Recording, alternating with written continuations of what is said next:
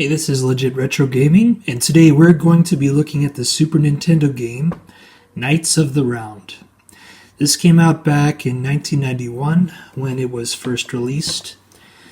It was based on the popular arcade game by the same name, Knights of the Round. These days, beat 'em up titles like this on the Super Nintendo tend to be a bit more expensive. A lot of collectors are buying them up. So this particular Super Nintendo beat 'em up game can go from anywhere between $100 to $150, all the way up to around $200 on eBay. So it is a bit of a pricey game, as the other popular beat 'em ups are.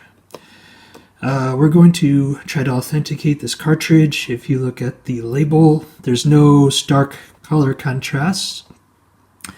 There are no blurry logos. Everything looks pretty good.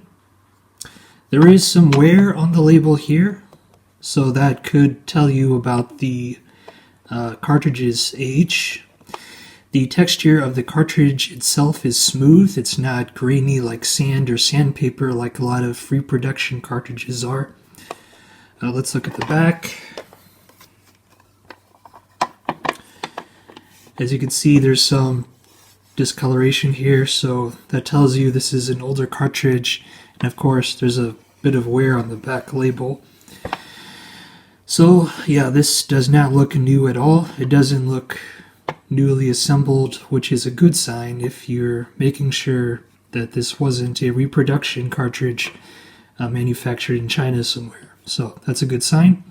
As you can see, here is the factory stamp, which is a very important indication to look for when authenticating a cartridge. Alright, so let's open it up.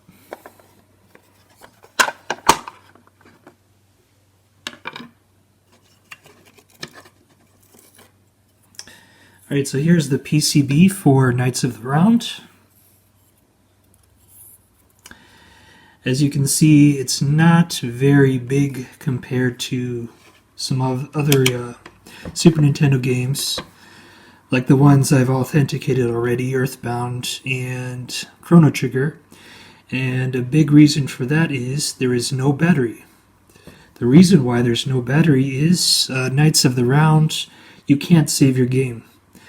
So for Super Nintendo, in order to save your game onto the cartridge, there would be a battery right here that's connected to the SRAM, but this game does not have any of that.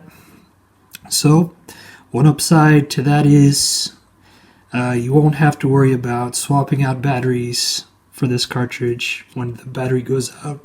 So yep, that's not a worry. As you can see here, we have the Nintendo logo.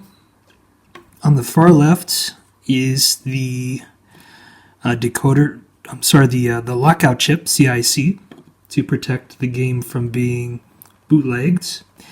And to the right of that is the decoder chip. And over here are the mask ROMs. Apparently there's two. Let's take a look at them here. So as you can see, the manufacturer of this mask ROM was Fujitsu, with this F logo here.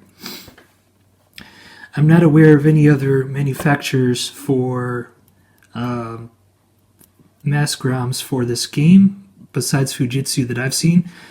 However, in PAL, the PAL region for Europe, they have another manufacturer there, but we're looking at the NTSC region Super Nintendo game for North America, Canada today. So yeah, all I have been seeing so far is a Fujitsu manufacturer.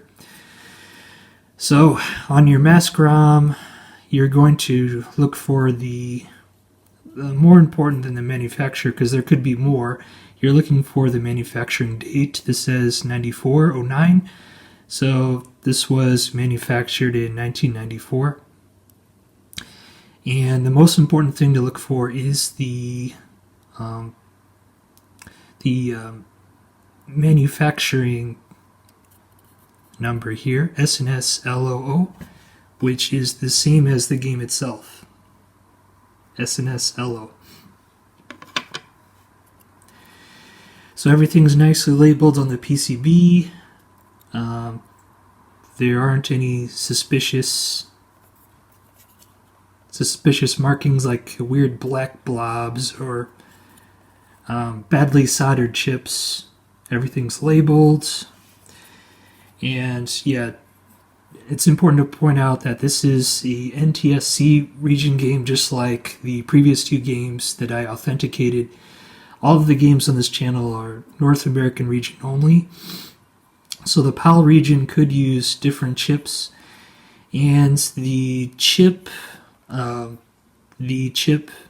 placement might be different on PAL region cartridges. But yeah, this is an authentic game. If you want to measure the chips like I did, the mask ROMs are 4 centimeters across, and the decoder chip and the lockout chips are both 2 centimeters across as well. So if you really want to make sure that you have an authentic game and the chips are correctly placed and are the correct size, you can measure those out. So, yep, that will be it for today. Stay tuned for more game authentications, and thanks for watching.